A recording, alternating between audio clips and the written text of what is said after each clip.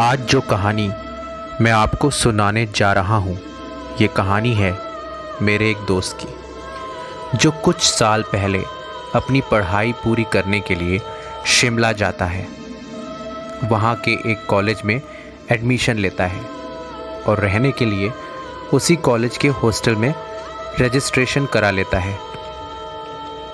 शिमला, जी हाँ दोस्तों, एक ऐसी जगह जहाँ की वादियों में हर इंसान खो सा जाता है। वहाँ की खूबसूरती की जितनी तारीफ करें उतनी कम है, लेकिन इन्हीं वादियों में कहीं कोई राज भी दफन है। क्या हम ये जानते हैं? मेरा दोस्त मोहित, जिसने मुझे ये कहानी सुनाई, जो मैं आपको उसके पक्ष में सुनाने जा रहा हूँ। मोहित बचपन से ही बहुत शरारती था। उसके पापा उसकी शरारतों से बहुत परेशान थे। उसकी इन्हीं शरारतों को ध्यान में रखकर उन्होंने फैसला लिया कि हम इसकी पढ़ाई किसी अच्छे कॉलेज में कराएंगे और इसके रहने की व्यवस्था उसी कॉलेज के हॉस्टल में करा देंगे। लेकिन किसे पता था कि ये फैसला कितना भारी पड़ने वाला था उसके माँ बाप के लिए, और क्या होने वाला था मोहित के साथ उस नई जगह पे। जब मोहित उस कॉलेज में गया तो काफ़ी परेशान और उदास हो गया, क्योंकि वहाँ वो बहुत अकेला महसूस करने लगा था। उसके सभी दोस्त उसके शहर में थे। फिर कुछ दिन यूं ही बीते और बाद में उसकी दोस्ती कुछ लड़कों से हुई। वो सभी उसी की तरह बहुत शरारती थे। अब उसका मन वहाँ लगने लगा था। वो हर दिन कुछ ना कुछ शरारतें करने लगा था।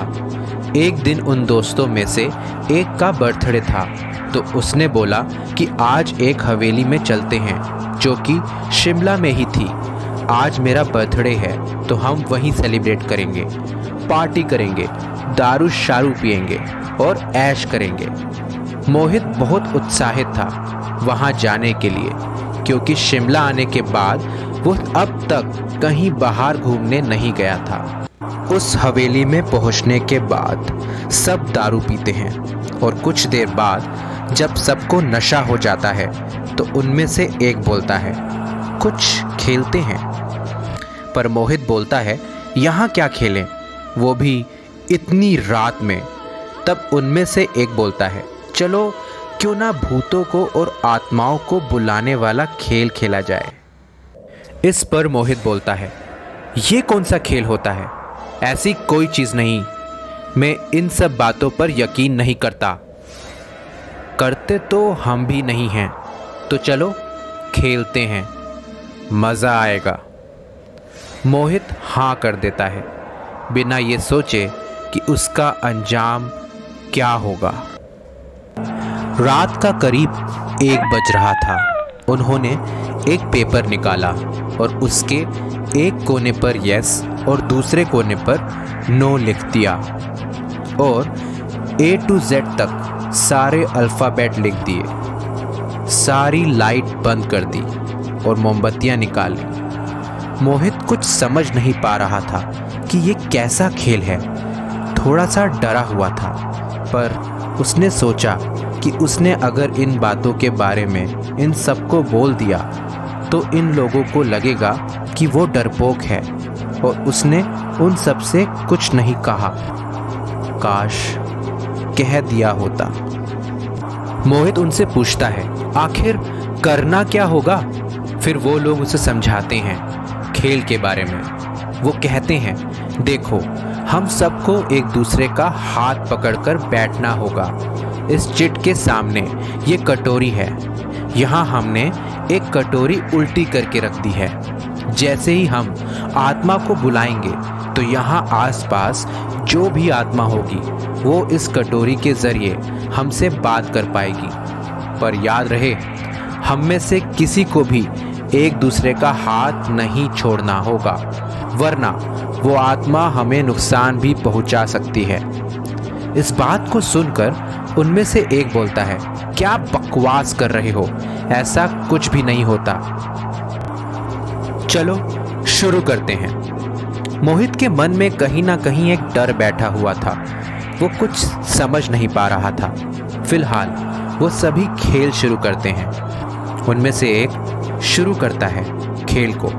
वो बोलता है, अगर हमारे आसपास कोई भी आत्मा है तो हमें संकेत दो। क्या तुम हमसे बात करना चाहते हो?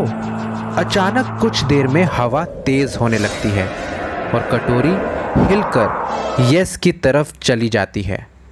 मोहित बहुत ज़्यादा डर जाता है ये सब देखकर। इतने में एक डरावनी आवाज़ आती है, मार डालूंगी, मैं सबको मार डालूंगी। वो आवाज़ बहुत भयानक होती है। मोहित डर के मारे हाथ छोड़ देता है और भागने लगता है। बाकी सभी दोस्त इधर उधर हो जाते हैं, सभी डर जाते हैं। मोहित एक सोफे के पीछे छुप जाता है।